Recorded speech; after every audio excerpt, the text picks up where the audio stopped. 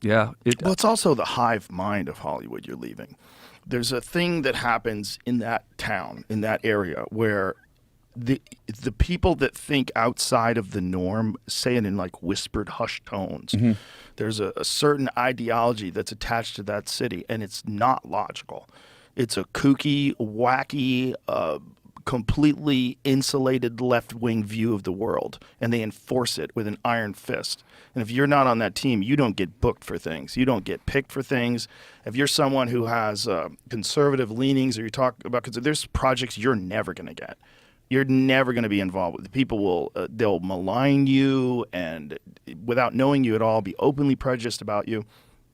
And so no one does it. So everyone who goes over there, who's just like desperately trying to make it, they're desperately trying to get in movies, they're desperately trying to get a recording deal, whatever it is they're desperately trying to do. The last thing they want to do is do something and talk about something that's going to politically get them at odds with the people that run the studios. So no one does. Everybody just follows the same sort of wacky ideology that these people take from the universities. They go straight into working as a PA and straight into working for executives and producers, and all of those people are indoctrinated. They're all in this wild-ass cult of weirdness. And then you have people that move there to try to make it. And these people are just always going on auditions. So they're always like, please choose me, please choose me. And no, they didn't choose me. And so you're trying to be friends with the people who choose people. You're trying to get them into parties, trying to introduce them to other people. You're trying to be around other famous people. Getting So anxiety this just thinking person's about it. been chosen. I got to be around the chosen person. We're going to go to the chosen person's party. Maybe we can get chosen. And so you get this like overwhelming anxiety that fills the fucking city. Yeah. And then now you have TikTokers and influencers and all these people that are just trying to do anything to get famous. Yeah. And that the reality stars and all that started it all off, and the fucking Real Housewives and all that wacky shit. You get away from that. You're like, oh, there's real people out there. There's real people. That's a storm of anxiety. And just a absolutely. hurricane of confusion, Zoloft, and fucking wah! And everyone's losing their mind, and everyone's in therapy, and everyone's fucking nuts, and everyone's trans. It's out of touch. Yeah. It's just a crazed cult.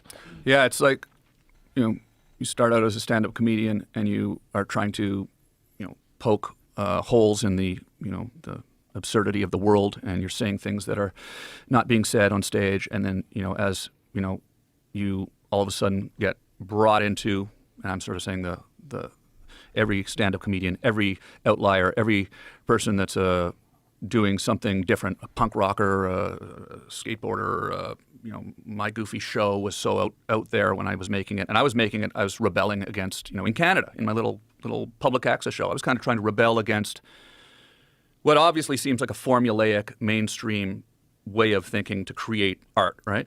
And then you move to Los Angeles because, the show got on MTV. I ended up moving to Los Angeles. Now I'm talking about myself now. You're in the trance. All of a sudden being asked to go on, the show, the Tonight Show, Saturday Night Live, and you're on these shows. And, I was sort of a bit of a naive, moron, basically, like in purposefully so. I would go on these shows, try to go nuts, right, and try to do something crazy, and just try to sort of almost disrupt the whole format of it, right. In those first couple of years, as a naive person who didn't understand how Hollywood worked, and I went on. I had a similar thing to our last appearance here on Jay Leno. I went on Jay Leno when I had a film coming out. I went on Jay Leno, and I came up with this bit. Let me roll the bar. They had remember they had the bar cart, the J bar. I'll roll it out on stage during the show, and then I'll do a shot of Jaeger with Jay. Jay doesn't.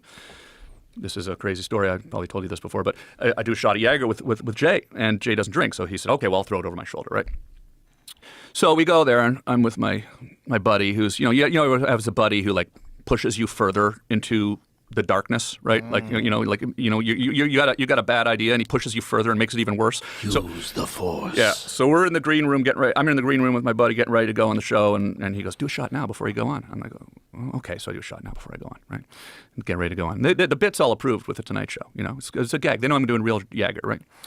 But it wasn't planned that I would do a shot before I go on. You go do another shot before you go on. 2 shots. 2 shots. Do another one. So now I walk out. I'm 3 shots in before the show even starts. Oh boy, you're hammered.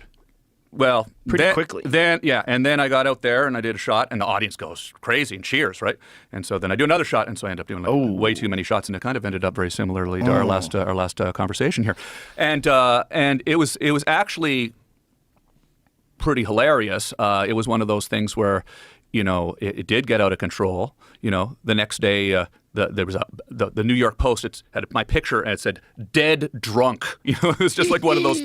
And Jay called me at home the next day. You okay, man? You really kind of went. But then then that was sort of the beginning of me realizing, you can't. Why Tom Green went on Leno and deliberately got drunk. Yeah, and in hindsight, I go, well, that was kind of the outrageous kind of young version of me that I was doing on the show that made perfect sense to do that for a gag. But then, the naive kid in me didn't understand, well, a lot of people in Hollywood did not understand that and then got mad in the movie studio. People got mad at you? Well, like the movie studio, I was on promoting a movie and they were like, oh, we don't want you to go any more talk shows for the movie. I'm like, I was like, well, what? It was a joke. It was a joke. And they're not interpreting it as a joke. They're interpreting it as me being kind of out of control. Which, yeah, exactly. But it was a manufactured out of control. I was out of control, but it was planned. It was planned confusion, right? So, but that kind of subtlety didn't really kind of pass the smell test. So then you start to go, oh, geez, I better tone it down a little bit. You better tone it down a little bit because this, and you sort of end up falling into that feeling where all of a sudden you're, like you said, going to an audition or driving out to a meeting and. Or just being a person that you're not. Yeah, exactly. Like if you're hosting a late night talk show and all of a sudden you're this sort of wearing a tie, this odd button down. And trying to make something that they like and fit into their mold and, try to get your own little creative shots off within that mold. But no longer are you actually being purely yourself, right? Right. And you can't. It's not even possible. And you end up living there for 20 years. I end up living there for 20 years, and it becomes normal pretty quickly, right? And then you sort of slowly forget, this is just the way it works, I guess now. And then eventually, one day you go, I'm getting out of here. And I gotta say, when you moved here, it was a bit of a light bulb, I think, for me too. It was inspiring for me because I sort of realized. Oh, look at that. Joe's leaving. Because you were always at the Comedy Store, all the clubs. It was the scene in L.A., and you're thinking, wow, like Joe's just going to go do it on his own and just turn his back on this whole infrastructure here. And I was like, yeah, you can do that. You don't have to be here. And it was really inspiring. And, it inspired a lot of people.